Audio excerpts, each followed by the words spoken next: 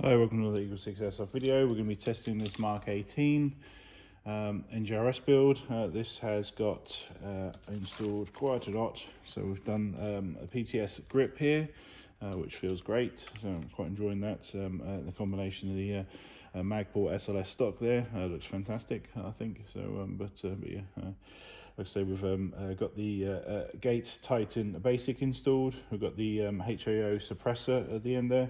We've got the HAO Trigger Guard on there, and we've got the Cobalt token Marui motor. We've got the Laylax Sling point, Laylax Trigger Pin, and Laylax Castle Nut. We've got the Magpul, and like I say, genuine Magpul MOE SL-S Stock on the back there. This one's been hollowed inside to accept a 2600.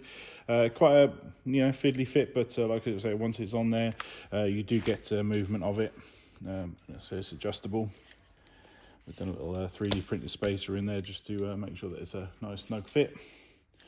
We've also got EagleSix upgraded spring. We've got Prometheus bearings, Prometheus gears, 20:1. We've got FPS Piston Head, FPS Cylinder, FPS Spring Guide, FPS Piston, FPS Cylinder Head, Air Nozzle, FPS Tappet plate, EagleSix upgraded Recoil spring, Psionic ARL, Prometheus Type ball barrel, 275mm. We've got the Prometheus anti-reversal latch, and we've set it up on 3.2s, and it's chronoing at 273 on 3.2s. So yeah, so hopefully it's all ready and the build is exactly what you're looking for. I'm just going to demonstrate it working now.